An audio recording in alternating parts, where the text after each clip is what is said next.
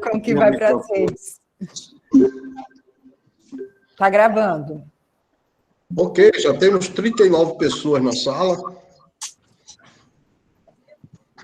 Mas faltam os 3 minutos regimentais aí. O Sérgio não apareceu hoje, então não vai me dar chance de ter aquela disputa. Aquela disputa de sempre, né? Sérgio viajou de férias, eu acho que vai ser difícil de encontrar. Eu sei. Uhum.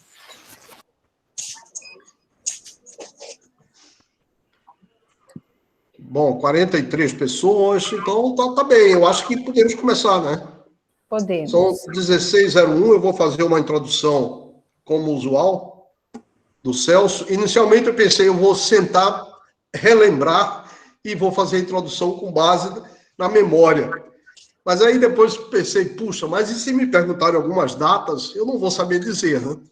Então, resolvi entrar no currículo do Celso e fiz aqui, então, um resumo de algumas coisas que eu achei mais relevante para falar, né? Então, o Celso fez a graduação em Engenharia Química na UFPE, depois fez o mestrado em Física também na UFPE, e isso foi em 1975, e saiu para o doutorado na Universidade da Califórnia, em Santa Bárbara. Fez o doutorado em 1980 e voltou para o Recife logo depois disso aí. É interessante que o Celso seguiu um caminho que eu acho que dificilmente existem vários professores no departamento que tenham seguido esse caminho. Pela seguinte razão: em 1975 a 78, ele foi auxiliar de ensino. Não existe mais isso, né? De 78 para 80, ele foi professor assistente, que praticamente não existe mais no nosso departamento. De 80 para 2006, foi adjunto. De 2006 a 2011, foi associado, e em 2011 ele virou titular. Então, ele passou pelas 5 posições aí, né? Vocês veem, então, que é um caso assim, muito excepcional do nosso departamento. Durante todo esse tempo aí, o Celso assumiu várias posições administrativas, acadêmicas. Ele foi coordenador de graduação, pós-graduação, chefia do departamento, foi pró-reitor de pesquisa e pós-graduação da UFPE. Isso foi entre 2003 e 2006. Então, isso aí resume a parte administrativa, acadêmica, tal. Mas o Celso também foi presidente da SBF de 2009 a 2013. Eu havia esquecido disso, Celso. E passou um período no CNPq, assumiu uma diretoria do CNPq e passou lá 3 anos. Anotei aqui 1999 a 2002, embora não tenha muita certeza dessas datas. Nem eu, Ciro. Nem você. O tempo passa e a gente fica assim. Mas, além disso, o Celso... Ciro, posso complementar só para confirmar que é isso mesmo, porque, por acaso, eu estava vendo um documento recente de nanotecnologia e é de 2001, Celso. Portanto, é isso mesmo. 2001. Uhum. Pois é, ele também foi membro do CCT, o Conselho Nacional de Ciência e Tecnologia, mas isso aí mais recentemente, em 2007. O Celso é pesquisador no lado do CNPq, membro titular da Academia Brasileira de Ciências, faz parte da Ordem Nacional do Mérito Científico, como comendador em 2002 e Gran Cruz em 2009. Ele faz pesquisa experimental e teórica na área de materiais orgânicos, tem vários artigos publicados, cerca de 150 artigos em revistas científicas, tem patentes, 21 patentes relacionadas no currículo Lattes, e elas têm a ver com dispositivos e métodos experimentais usando materiais orgânicos. E com relação a orientações de pós-graduação, ele orientou 37 mestres, 32 doutores, 5 pós-docs, e tem atualmente um grande número de estudantes trabalhando com ele. Então, essa palestra do Celso está prometida aproximadamente 1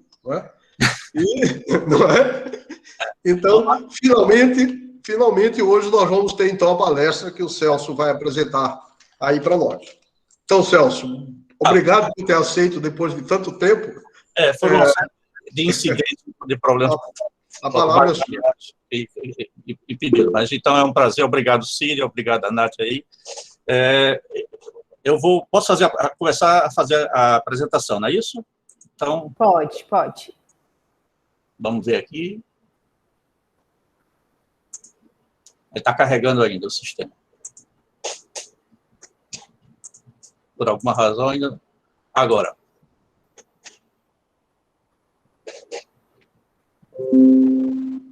Está entrando. Está entrando. Vamos lá. Vocês estão vendo? Vou botar em apresentação. Sim. Ótimo. Tá bom, gente. Boa tarde a todos. É um prazer finalmente ter a chance de conversar com vocês. Eu dirigi essa palestra para o público de estudantes, porque a área que eu trabalho, o departamento de física, envolve polímeros, envolve uma atividade que talvez não seja o mainstream de várias pessoas, então eu vou procurar ser bem didático. E se não coloco, eu procurei ilustrar, contar histórias que eu julgo interessante. A Nádia me pediu para ocultar isso aqui, né, Nádia? Ok? Bom, então vamos lá. Então, eu vou falar sobre compósitos e filmes, membranas poliméricas nanoestruturadas, o que são, quais são os polímeros que eu trabalho, e as aplicações na área ambiental, biomédica e eletrônica, no armazenamento de energia. Claro que o trabalho que eu vou apresentar aqui é um trabalho coletivo, os estudantes e pós-docs têm um papel importantíssimo. Eu costumo tirar 2 fotografias por ano, em abril, maio e setembro, para a atualização do grupo.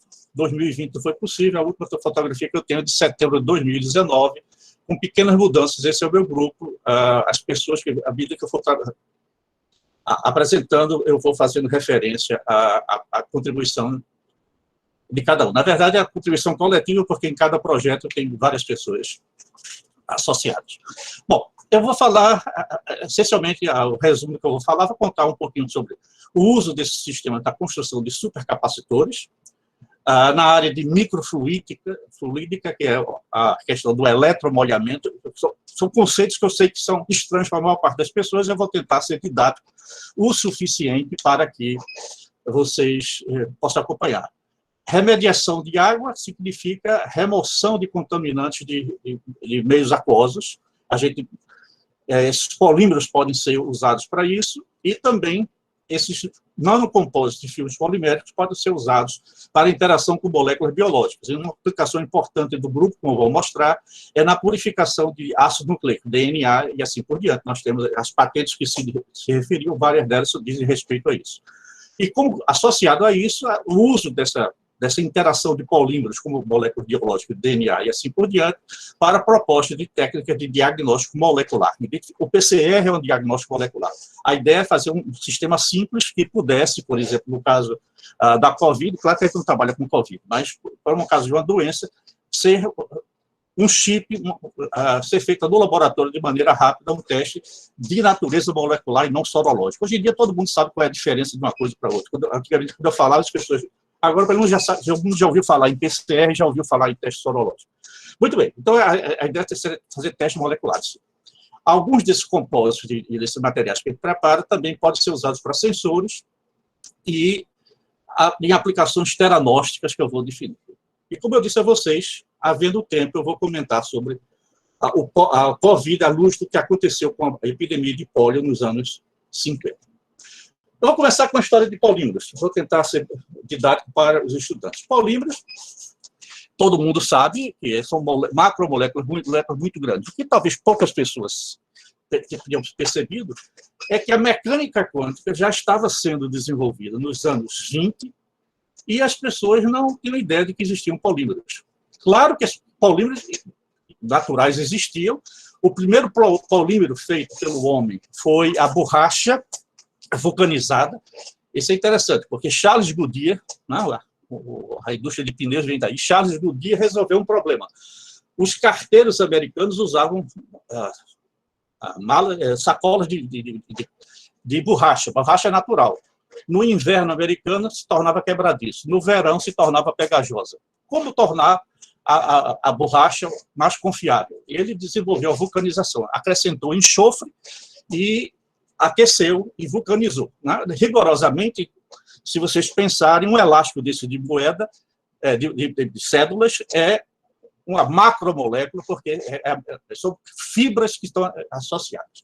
Daí em diante, foram feitos a baquelite, o primeiro polímero sintético foi Leo Baekeland, um belga que fez isso, mas na década de 30, esse alemão chamado Staudinger propôs a existência de macromoléculas. Foi levado no ridículo, porque as pessoas pensavam que isto aqui eram suspensões coloidais. Admitiu. É preciso colocar à luz do contexto que a noção de átomos e moléculas só foi plenamente aceita da segunda década do século XX. Foi o experimento de Jean Perrin, baseado na proposta de Einstein do movimento browniano, que determinou o número de Avogadro, que definitivamente estabeleceu a existência de átomos e moléculas. Então, não é surpresa, mas o fato é que Staudinger foi recebido a proposta dele por ridículo, aos poucos se verificou a verdade, ele ganhou o prêmio Nobel em 1953. O outro ponto histórico é que a DuPont, na década de 30, o Wallace Carrots inventou o polímero mais bem sucedido que determinou a área, que é o nylon. E é interessante porque no momento atual, que a gente fala de ação de governo e tudo mais, a importância da ação estratégica. E por isso que eu vou contar essa história para ilustrar. O presidente Roosevelt, nos anos 30, havia uma disputa geopolítica no Pacífico, entre o Japão e os Estados Unidos. O Japão invadiu a China e o suprimento de seda passou a ser um monopólio do Japão. E as sedas eram importantes para, entre outras coisas, os paraquedas. Roosevelt percebeu o gargalo estratégico, chamou as empresas químicas e disse: vou quebrar as patentes, vocês vão trabalhar em consórcio. Aquele que resolveu o meu problema, um substituto para a seda, eu concedo as patentes, e esse consórcio foi que levou à invenção do nylon. E o nylon, em tempos de paz, causou uma revolução, aí um fenômeno cultural. As meias femininas passaram a ser mais práticas e mais baratas. E isso levou a uma revolução de costumes. As saias puderam começar a subir porque as moças tinham as pernas protegidas pelas meias. E a idade dos plásticos começou. Com o final da guerra, o plástico se tornou abundante. É interessante para quem gosta de cinema. Esse aqui é um filme que marcou a minha geração, A Primeira Noite de um Homem. Para quem conhece, os jovens não sabem nem quem é Dustin Hoffman, mas Dustin Hoffman, bolsinho, ele trabalhou nesse filme que é A Primeira Noite de um Homem, e ele foi seduzido pela senhora Robinson. E o marido dela, sem saber, era o tutor dele e dizia: meu filho, você quer uma dica para o futuro? Plásticos é o futuro da humanidade. Bom, o fato é que teve uma importância grande a descoberta do nylon. Com o início da guerra, começou a escassez e as meias de seda passaram a ser coletadas para se transformar em paraquedas e tendas e soldados e assim por diante. E surgiu uma nova moda. Você vê essa moça aqui, se vocês perceberem, isso aqui não é uma meia de seda, é maquiagem. Porque para substituir, a indústria lançou maquiagem das pernas para as moças não terem que descer as saias e cobrir as saias. E esse sistema podia ser feito em casa ou profissionalmente, mas era inviável. E o fato é que Hollywood resolveu o problema. Essa aqui é Betty Grable, a atriz mais famosa da época, e ela resolveu o problema seguinte: as mulheres agora vão passar a se depilar. E aí não precisam nem usar meia, nem coisa nenhuma. E houve uma revolução de costumes, ou seja, realmente um fenômeno cultural associado com o desenvolvimento dos plásticos. Mas esses são os plásticos convencionais. E hoje em dia se diz que nós passamos dentro da era geológica antropoceno a ter essa fase que é a idade dos plásticos.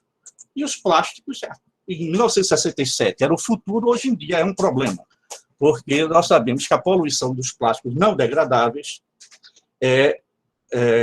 representa uma ameaça para a humanidade. Bom, esses plásticos não me interessam. Porque os plásticos que eu estou interessado são os plásticos não convencionais, os polímeros não convencionais. Nos anos 60, houve a sugestão de que a supercondutividade a alta temperatura poderia ser encontrada em materiais orgânicos. Houve uma busca muito grande de TTF, TCNQ e assim por diante. E, no laboratório do Shirakawa, no Japão, acidentalmente foi sintetizado esse polímero, que era um polímero, um filme plástico brilhante. Casualmente, McDermott estava visitando, fez os testes e esse polímero era condutor. Facilmente, colocando iodo, ele se tornava condutor e teve início, então, a revolução dos polímeros condutores. Aqui estão vários polímeros condutores, Rieger participou. Por essa revolução tecnológica, eles ganharam o prêmio Nobel no ano 2000. McDermott já é falecido, mas os polímeros condutores, se vocês olharem aqui, tem como característica, materiais orgânicos, tem alternância de ligações simples e duplas, todos eles têm. Isso é fundamental para as propriedades. A polianilina é um polímero especial que eu vou me referir, porque a polianilina tem ainda característica, a condutividade é afetada pelo pH, pela protonação. Hoje em dia isso é bem entendido, mas tem uma enorme gama de aplicações possíveis. E a razão para isso dos sistemas conjugados é que quando os orbitais P formam as ligações ligante e antiligante, à medida que eu vou juntando na macromolécula, esses níveis de energia formam bandas, eu tenho banda de valência e de condução, o material é semicondutor. Esse gap aqui, tipicamente, 2, 3 elétron-volts. Mas, sendo material orgânico, é facilmente dopado, pode haver reações de troca de carga, defeitos conformacionais, esses defeitos criados são móveis ao longo da cadeia, daí a condutividade, e os defeitos criam níveis no meio do gap, alterando as propriedades de condução e propriedades ópticas. Então, a característica dos polímeros condutores, diferentemente de um semicondutor inorgânico, silício e assim por diante, é que ele tem uma larga gama de faixa de condutividade, mas o mesmo material pode ter sua condutividade controlada numa faixa muito grande. E, sendo um plástico, ele é flexível. E, portanto, tem uma flexibilidade grande de aplicações. Ele é flexível, portanto, eu posso ter uma eletrônica dobrável, e várias aplicações são possíveis dos polímeros. Eu já trabalhei, nosso grupo, ao longo do tempo, já trabalhou com sensor de gases, células solares. O que eu vou falar hoje tem a ver com dispositivos eletrônicos e da área de biosensores. É interessante notar que essa facilidade de carregar modifica as propriedades estruturais do sistema, eles podem servir como atuadores mecânicos e assim por diante, e esse colocar e tirar carga é a grande característica dos polímeros. Eles são materiais flexíveis, eles pagam o preço de ser um material orgânico. Então, a questão da resistência mecânica tem que ser sempre avaliada, mas os polímeros oferecem uma grande gama de possibilidades. Por exemplo, que eu vou falar mais adiante, para a captura de poluentes, porque vários desses metais pesados ou corantes, eles têm carga e eu posso ajustar as propriedades dos polímeros para que ocorra a captura e a retirada. E nós vamos ver as moléculas biológicas, como proteínas, DNA e assim por diante, são macromoléculas que também têm carga. E, portanto, eu posso ajustar a cadeia polimérica para fazer a captura de cadeias de DNA. E aí tem um conceito de cadeias complementar e não complementar, que eu já vou explicar. E são possíveis aplicações que eu vou tentar discutir aqui. Para armazenamento de energia, a eletrônica, a gente trabalha com polímeros condutores e seus compósitos, com diferentes outros materiais. Então, possibilidades de baterias fotocatalíticas, células combustíveis, células solares. Em particular, eu vou falar um pouco sobre os supercapacitores orgânicos, a possibilidade que eu tenha os eletrodos desses materiais, sendo a cadeia polimérica, e essa facilidade de armazenar de maneira reversível, controlada, e a estrutura polimérica aumenta a área superficial. Isso faz com que esses dispositivos ofereçam uma série de desvantagens, vantagens. Esse trabalho tem sido feito em colaboração com o grupo da Elinando. A Elinando tem trabalhado há bastante tempo com supercapacitores, e aqui eu vou mostrar o resultado de 2 trabalhos. Esse trabalho foi associado com Haribe, que fez doutorado comigo, foi pós-doc de Alinando, atualmente está de volta no México, e Romário, que atualmente é pós-doc aqui no grupo. E são supercapacitores feitos à base desses materiais poliméricos. E a estrutura aqui, vou mostrar um exemplo. É o supercapacitor de membrana de casca de ovo, eggshell. Na verdade, neste caso, existem dois tipos de membranas de casca de ovo. Neste caso, pega-se o ovo, que é um resíduo orgânico, e a casca do ovo, resíduo orgânico, se extrai a parte inorgânica, a membrana que compõe a casca do ovo, ela é rica, porque ela é fundamental para a permeação de gases, para a sobrevivência do embrião, né? Biologicamente, ela é muito rica e ela tem propriedades muito interessantes. É possível formar uma membrana com isso aqui, fazer a incorporação, nesse caso aqui, de nanotubos e construir supercapacitores com esse tipo de estrutura. Para isso, um dos polímeros que tem sido mais usado é o PEDOT, esse derivado do tiofeno, que está aqui, porque tem propriedades de produção muito interessantes. A estrutura aqui, o polaron e bipolaron são os defeitos criados no gap, e são defeitos móveis que podem se deslocar, e a mistura de PEDOT com outro polímero PSSS tem sido o caminho que tem sido apontado para a construção desses materiais de interesse aqui.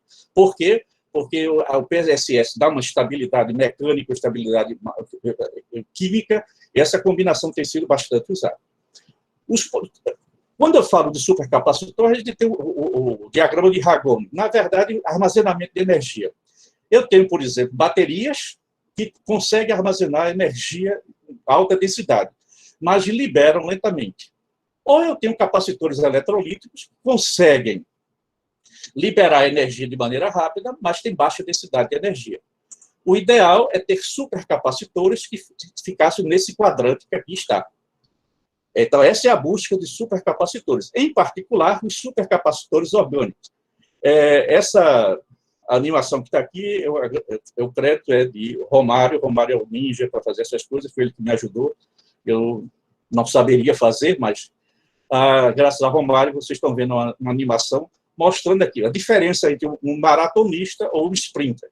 Porque a ideia é construir sistemas que reúnam essas duas possibilidades e os capacitores, em particular, os capacitores de dupla camada, supercapacitores de dupla camada, parece ser a tendência do futuro. A estrutura está aqui, a microscopia eletrônica, e a coisa importante é que eles são flexíveis. Então, é possível dobrar, e Romário e Harib fizeram isso manualmente centenas de vezes para mostrar que ele é estável mecanicamente e não perde as propriedades elétricas, portanto, é um material que pode caminhar na direção do eletrônico flexível. Do ponto de vista de caracterização, eu não vou entrar em muitos detalhes, mas é importante saber se os ciclos de carga e descarga, corrente contra voltagem. E o ideal é otimizar para que esse voltammograma seja o mais retangular possível. Aqui está mostrando que a gente está conseguindo controlar e obter supercapacitores com propriedades mais adequadas. A gente mantém uma colaboração de algum tempo com uma empresa de Minas Gerais chamada CCEM Brasil, e ela tem várias empresas, guarda-chuva tem várias empresas, em particular a Sanil. A gente mantém colaboração. Essa aqui é a fotografia de Romário, esse de cá. Quando Romário, quando esteve lá no laboratório da empresa, na sala limpa da empresa, testando os supercapacitores montados no nosso laboratório. E a ideia, a linha de produção, não é a linha de produção, o objetivo dessa empresa, que fabrica painéis de células solares orgânicas, rigorosamente, é a maior indústria das Américas, atualmente. Ela, como fosse bobinas, de quem já esteve numa gráfica, num jornal, sabe que aquelas bobinas de papel que tem dezenas de metros e 4, 5 metros de comprimento. Ela faz isso usando células solares orgânicas, ela produz isso. E eles querem ampliar, fazer uma eletrônica integrada para o que é chamada eletrônica impressa, incluindo os componentes nesses materiais. O mercado que está aqui listado é variado, e a ideia é fazer com um sistema de armazenamento de energia. Quer dizer, a célula solar, não apenas isso, mas tem uma eletrônica associada com isso. E esse é o conceito de capacitores, supercapacitores impressos, que a Sanil procura desenvolver, e a gente mantém essa colaboração com eles. Aqui está a ideia de como é que se prepara os eletrodos. E, se vocês olharem aqui, aqui está o filme que Romário obteve lá, usando o material que ele produziu aqui. Se vocês observarem, enquanto ocorre aqui o ciclo de carga e descarga, nessa região, vocês devem observar o ciclo de carga e descarga nesses dispositivos. Então, é uma eletrônica que está aí e, aparentemente, suficientemente competitiva para que uma empresa procure investir como sendo o projeto de futuro dela. Bom, então, essa é a área de supercapacitores. Associado com isso, um outro resultado importante do ponto de vista do nosso trabalho do grupo é a chamada controle do molhamento, o ângulo de contato. Eu confesso a vocês que, quando eu olhei isso a primeira vez, ainda muitos anos atrás, eu fiquei com coisa mais antiga, qual a importância do ângulo de contato, saber se o material, se o líquido molha ou não molha a superfície. Todo mundo conhece, uma gota de mercúrio não molha uma superfície, é altamente hidrofóbica. A água molha um vidro, por exemplo. Qual a importância disso? Até que eu me dei conta, lendo os trabalhos de Degennes, a importância desse fenômeno aqui. E, como vocês sabem, Degennes ganhou o Prêmio Nobel de Física, ele praticamente é o criador da área de matéria frágil, soft matter, e ele prestou consultoria ao governo francês por um problema que pode parecer irrelevante, mas não é. As plantas precisam antigamente se chamava defensivos agrícolas, de fertilizante e agrotóxicos. O único problema é que, se você não controlar, você faz o spraying das plantas, da cultura, mas boa parte das plantas tem as folhas hidrofóbicas. As gotas de líquido escorrem e, na verdade, você está poluindo o solo e não sendo um agente. Então, Degennes desenvolveu toda uma física para fazer esse controle da molhabilidade para resolver esse problema de importância para a agricultura. O que nós vamos falar aqui é uma derivação disso. O eletromolhamento é você aplicar uma tensão na superfície, entre a superfície e a gota, e, com isso, mudar as propriedades de molhabilidade da superfície, fazendo com que a gota tenha uma melhor adesão e, principalmente, a possibilidade de você ter um painel como esse e fazer com que a gota se desloque. Então, você está caminhando na direção da microfluídica, que é fazer com que as reações químicas ocorram agora, gota a gota, de maneira sequenciada e controlada. Claro que isso é o objetivo. A gente não faz isso, mas a ideia é caminharmos, não nós, mas a tendência talvez seja verdade nos próximos 10, 15 anos, o que é chamado da microfluídica lab on a chip, laboratório em chip. Toda aquela sequência de coisas que são feitas usando tubos de ensaio, microtubos, Eppendorf e assim por diante, se resumir a processos como esse que você controla num chip. E, inclusive, você ter, por exemplo, um caso tipo COVID, você ter toda essa sequência de diagnóstico em um sistema único, um chip para fazer isso aqui. Claro que isso é um sonho de futuro. O trabalho de Érica, que deve estar defendendo o doutorado agora no começo de 2021, ela preparou algumas dessas membranas, ela usou casca de uva, que é diferente. Romário usou a membrana orgânica da casca de uva, que ela está usando a parte inorgânica para dar maior resistência ao material, e essas membranas de casca de ovo e polipirrol, ela preparou e estudou o efeito da eletromolhabilidade. E são resultados ainda não publicados, preliminares, mas mostra que, para essas membranas, você tem uma variação significativa, com uma tensão relativamente pequena. As tensões podem ser usadas para ser até da ordem de 50 a 60 volts. Vocês veem aqui, com uma tensão de 20 volts, tem o material, a superfície passa de hidrofóbica para hidrofílica ao controle de uma tensão aplicada. Então, isso está na direção promissora.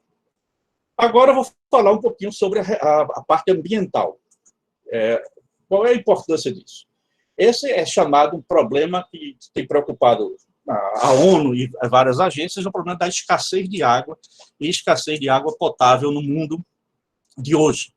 Essa fotografia aqui é da Índia, eu tirei de uma publicação da ONU, mas, na verdade, é típica. Aqui, a agricultura, a água é tão escassa que as pessoas usam esgoto para fazer isso aqui. Mas é óbvio que você tem todo um problema de contaminação biológica e contaminação do solo.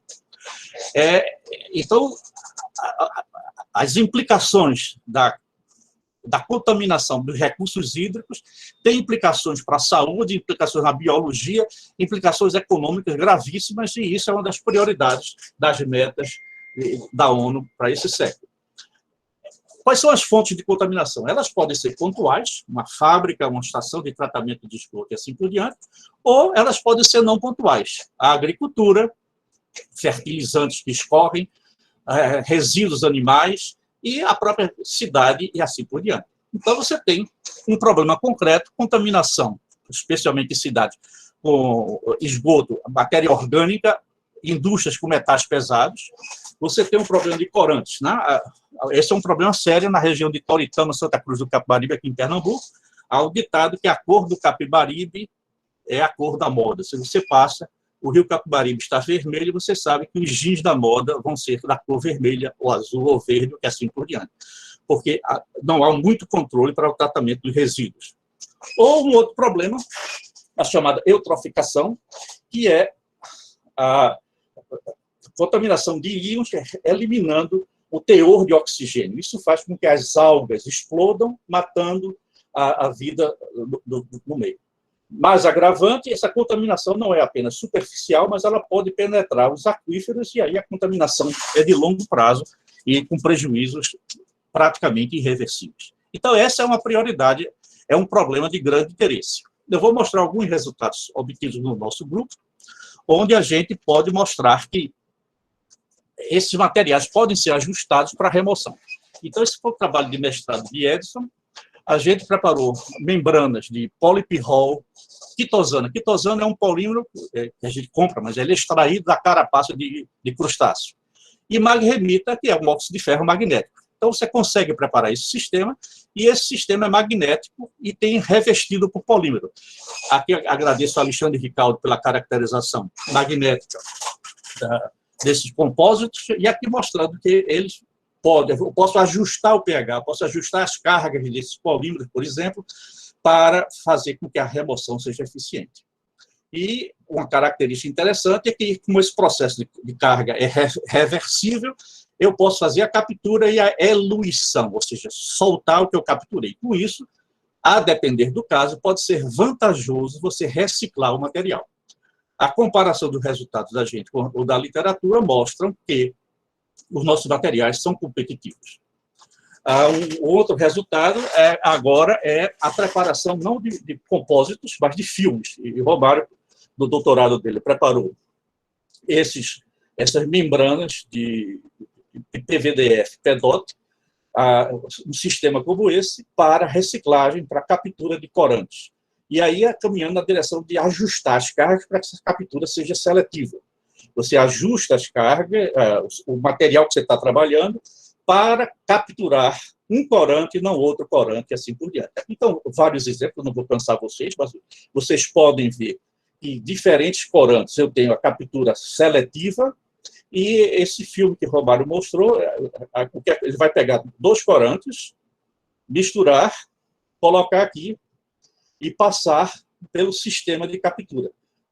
Aqui está as membranas colocadas. À medida que o sistema vai passando, vocês percebem que há a remoção seletiva de um dos corantes. E isso é possível graças a essa flexibilidade que pode ser obtida. Bom, mais uma vez, esse sistema pode ser usado em circuito fechado, ou pode ser usado em modo batelada, e a possibilidade de reciclagem também existe. Um último exemplo dessa direção é o trabalho de doutorado de Érica, foi a preparação de um polímero usando resíduo cinza da casca de arroz, que é um problema de poluição, porque é um resíduo da produção de arroz. Essa cinza de casca de arroz incorporada, ela aumenta as propriedades mecânicas. Você tem uma limitação de polímeros orgânicos, eu falei a vocês, são plásticos, a questão da estabilidade mecânica. E o módulo de Young desses materiais é característico. Quando a Érica incorporou, a depender do teor de cinza de casca de arroz que ela incorporou, vocês veem a melhoria substancial das propriedades mecânicas. A parte do polímero se encarrega da captura. E aqui vocês têm resultados para a captura de cromo, um íon característico para a medida da poluição, e 2 corantes orgânicos aqui. Mais uma vez, os resultados são competitivos com o que existe na literatura e mostrando que é uma possibilidade. Então, uma outra possibilidade, que eu não vou mostrar aqui por questão de tempo, a gente também pode usar essas membranas para captura não apenas de corantes, não apenas de metais pesados, mas também captura de moléculas biológicas, pode capturar bactéria e assim por diante. Então, é uma gama grande de aplicação. Por conta do tempo, eu vou caminhar para a parte de purificação de ácidos nucleicos. E eu vou explorar essa possibilidade para fazer a captura de proteínas e de ácido nucleico. O DNA, como vocês sabem, é uma cadeia dupla que estão ligadas de maneira específica. Uma cadeia determina a outra, e essa é chamada hibridização. Se eu fizer aquecer, ela se separa. Eu posso usar a cadeia polimérica para fazer a captura seletiva. Um conceito importante, vocês sabem que as espécies têm o seu DNA característico. O ser humano e o chimpanzé compartilham 95% do DNA. Os seres humanos compartilham uma parte importante, mas cada indivíduo é indivíduo, e é possível reconhecer a individualidade, ou seja, do indivíduo, ou da espécie, ou do grupo, através de um pequeno fragmento do seu DNA. Isso é o chamado primer, e você pode usar algoritmos matemáticos para poder fazer a identificação disso aqui. Esses primers têm importância grande, porque se você usar um primer, é surpreendente que esses primers que caracterizam o indivíduo são relativamente curtos, eles são tipicamente 18 a 25 bases. Você não precisa trabalhar com a cadeia de DNA inteira para fazer esse reconhecimento. E isso é a base da tecnologia de PCR, que a gente estava conversando antes de começar, para o diagnóstico. Você pode pegar uma pessoa suspeita de Covid, você coloca lá o primer característico da Covid e verifica se o seu material faz o acoplamento. É chamada amplificação do seu material. A PCR é a reação de polimerase em cadeia. Ela foi desenvolvida por Gary Mullis, infelizmente faleceu o ano passado, uma personalidade muito estranha. Ele sobreviveu, a autobiografia dele reconhece, ele sobreviveu uma certa parte, produzindo durante a pós-graduação dele, fabricando e consumindo drogas alucinógenas. A lenda conta que ele estava chapado olhando a Golden Gate quando teve a ideia do PCR. Nós temos no nosso laboratório um equipamento com esse. Nós temos, mas no momento ele está à disposição da UFPE. Desde julho nós cedemos para que a UFPE, a central de Covid da UFPE, está usando o nosso equipamento. Quando a gente precisa, agora vai lá e entra na rotina para usar. Eu espero que com a solução da Covid ele volte para nós. Então aqui está a ideia. Você fazer uma interação não específica, DNA específico, mas agora você ajusta aqui, você captura DNA. E outra característica importante é um experimento de eletroforese. Uma tecnologia que você coloca aqui a molécula orgânica, submete a uma tensão e ela corre, né? E é claro que ela corre de acordo com o tamanho. A fração mais leve anda mais, a mais pesada. Com isso, você consegue discriminar qual é a molécula, a proteína, quais são as frações de proteína ou de DNA. É uma técnica de reconhecimento. Um trabalho de doutorado de Juan e Alicia, alguns anos atrás, desenvolveu um desses sistemas para otimizar a extração de DNA. E otimizando para o sangue humano. Isso foi objeto de várias patentes, inclusive nos Estados Unidos, e esse sistema é usado, então, para a captura, para extrair o DNA do sangue humano. Você consegue eliminar as outras componentes, proteínas e assim por diante. Como o material é magnético, você com um ímã, você consegue fazer de maneira relativamente simples. A nossa colaboração com o Grupo Mineiro, eles criaram uma empresa chamada Nanomark para explorar essa tecnologia. E tem um produto que o Nanomark, que explora essa tecnologia desenvolvida por nós. Já faz alguns anos que eles dizem que vão lançar no mercado. Eles obtiveram, agora em dezembro, o financiamento da FINEP para que em 2021 começasse a unidade piloto. Bom, vamos ver se vai funcionar, mas é o Nanomag. O Nanomag é a versão 1.0, porque a gente continuou, e no trabalho de Bruna, a gente desenvolveu outros nanocompósitos, e esse aqui de quitosana, e Romário desenvolveu a de polianilina para a purificação. E a gente consegue rendimentos que a tabela de comparação dos nossos Nanomag 1.0, 2.0, que se quiser chamar assim, comparado com kits comerciais, e a gente vê que ele não é necessariamente de melhor rendimento, mas em termos de simplicidade de operação, custo e assim por diante, tem uma série de vantagens. Mais uma vez, a gente tem as diferentes versões, a empresa está tentando comercializar esse, eu estou tentando ver com eles se eles modificam para usar os outros, e a gente pode usar não apenas nanocompósitos, mas também membranas para fazer a captura.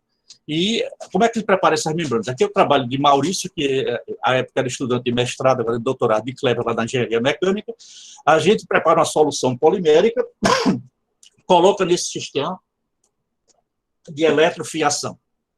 A bomba aqui vai jogando esse líquido sob uma tensão de tipicamente 17 a 20 kV. E o solvente evapora, se transforma em um fio, você coleta aqui numa membrana. Essas membranas eletrofiadas é um caminho, e o INE usou no seu mestrado esses resultados para preparar uma membrana que se mostrou efetiva para a captura de DNA. Aqui estão resultados mostrando, por exemplo, aqui a membrana, quando ele captura o DNA e faz a marcação por um fluorófilo, você tem um resultado e, mais uma vez, modificando as condições de carga, você captura e solta. Então, é uma técnica eficiente para capturar e purificar o seu sistema. Agora, no doutorado, o INE está fazendo enfrentando um novo desafio. A gente otimizou para a extração de DNA de, por exemplo, sangue humano.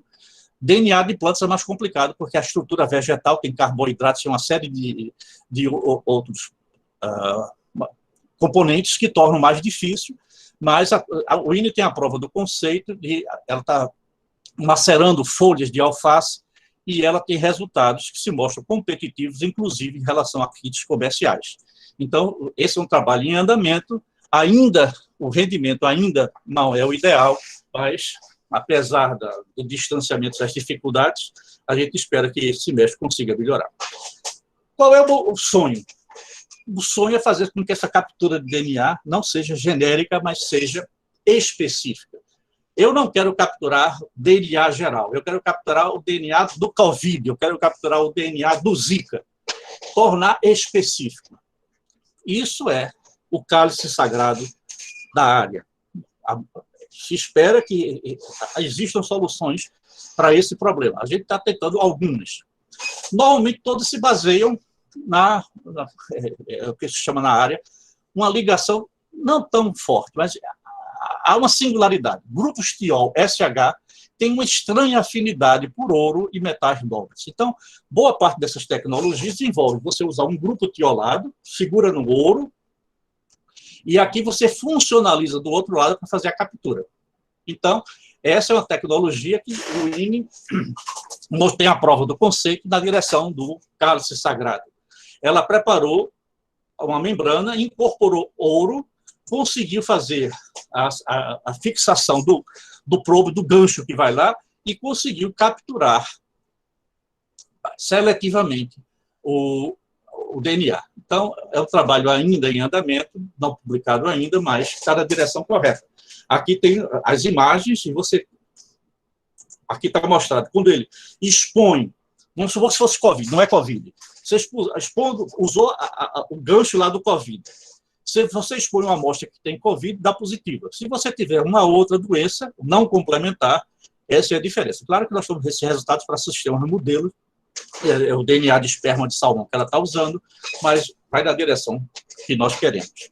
Finalmente, o uso desses materiais para diagnósticos.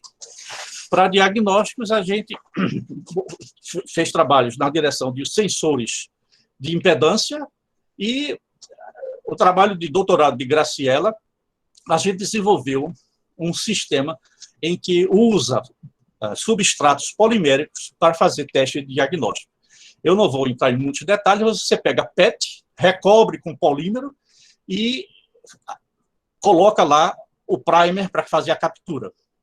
E expõe, no caso aqui, ela fez um leishmania, o parasita leishmania. E usando o sistema modelo como esse, ela obteve um bom limiar de detecção na ordem de nanomol, um material interessante. Modificando a camada, Camila continuou o trabalho de Graciela para o Zika. E, mais uma vez, existe a especificidade, aqui está o teste complementar ou não complementar, ou seja, você está usando a sonda para o Zika. Se for outro material, a resposta é totalmente diferente e a seletividade é muito boa e aqui a comparação com outros materiais da literatura e o limite de detecção, nesse caso, está na faixa de picomol. Então, são resultados que não vão para o mundo real amanhã, mas estão apontando no sentido que a gente, aos poucos, está dominando essa tecnologia e, a depender de financiamento de estudantes, que é o mais importante, a gente pode dar uma continuidade. Como estou caminhando aqui, estou preocupado com o tempo, mas ainda tem algum tempo, eu vou mostrar mais alguns exemplos. Do trabalho de Gabriela, do doutorado, Gabriela agora está começando o pós-doc, com apoio da FACEP, ela desenvolveu ferritas como sensor de fosfato. Então, ferritas de cobalto, a ideia é que o cobalto pode ter uma afinidade por DNA, a gente explorou isso aqui, e para o desenvolvimento de um sensor. Eu não vou entrar em detalhes completos, porque não há tempo para isso, mas, essencialmente, essas ferritas, a depender da maneira que você prepara, elas podem... Você faz a captura do DNA e expõe a essas ferritas. Como as ferritas têm afinidade por DNA, o quenching você usa um sistema marcado, e esse fluorófilo comercial, ele distingue uma cadeia simples de uma cadeia dupla. Então, com isso, você pode ser seletivo para saber a resposta do sistema. E aqui são alguns resultados mostrando que ambos o tipo de ferrita que ela usou tem uma boa resposta, embora as ferritas não tratadas termicamente sejam melhores, e ela consegue uma resposta na região do nanomolar. É altamente seletivo para fosfato, na verdade, ela testa isso para fosfato, e outros íons ela não está presente. Então, isso tem aplicações tanto para monitoração da qualidade da água, lembra que a eutroficação é causada principalmente pela presença de fosfato, que vem tipicamente de fertilizantes e assim por diante, mas também o sangue humano tem um nível ideal de fosfato. O nosso sistema responde dessa região. O sangue humano está nessa região, aqui ela fez, primeiramente, com um sistema simulado, chamado SBF, que é um sistema modelo para simular o sangue humano, e aqui com amostras reais, e os resultados que ela obteve são competitivos, mostrando, esse resultado foi publicado agora em 2020, mostrando que nós temos a possibilidade de desenvolver sensores também baseados nessa tecnologia, ou nessa metodologia. A pergunta volta, é possível tornar isso mais específico? O famoso cálice sagrado. E isso é um trabalho que está em andamento. Carol, a Lisete Carolina pós-doc, ela está desenvolvendo, onde ela faz a funcionalização de ferritas e incorporando prata, e ela consegue fazer a funcionalização e a imobilização seletiva. E, ao fazer isso, ela está explorando aquela ligação específica do tiol que eu comentei com vocês no começo, e torna a material seletivo. E o sistema modelo que ela está usando é da bactéria Salmonella, e os resultados são promissores, indicando que nós estamos no caminho certo. No momento, nós estamos melhorando essa resposta, mas é um trabalho que eu tenho expectativa que agora, nesse primeiro semestre de 2021, ele possa ser concluído. Aqui está a resposta, os resultados mostrando a captura seletiva para a salmonela, o DNA da salmonela. Um outro trabalho de interesse nessa direção também é para usar como substrato, não substratos poliméricos, mas substratos de ouro, para explorar essa interação com grupos tiolados. Então, Bruna preparou nanopartículas de ouro com alta homogeneidade, você vê a distribuição aqui de tamanhos bastante estreita, e até eu tinha mostrado a Anderson antes da pandemia, porque tem interesse em ótica também usar esse tipo de substrato, e ela desenvolveu, então, a metodologia para a imobilização do DNA nesses substratos de ouro. E isso pode ser usado, então, mostrando mais uma vez a diferença entre complementar ou não complementar, ou seja, a especificidade do material. Como último exemplo disso aqui, eu vou falar, e o meu tempo está... Deixa eu ver como é que eu estou, tenho um pouco mais de 10 minutos, eu espero que eu consiga mostrar resultados da aplicação de esteranósticos.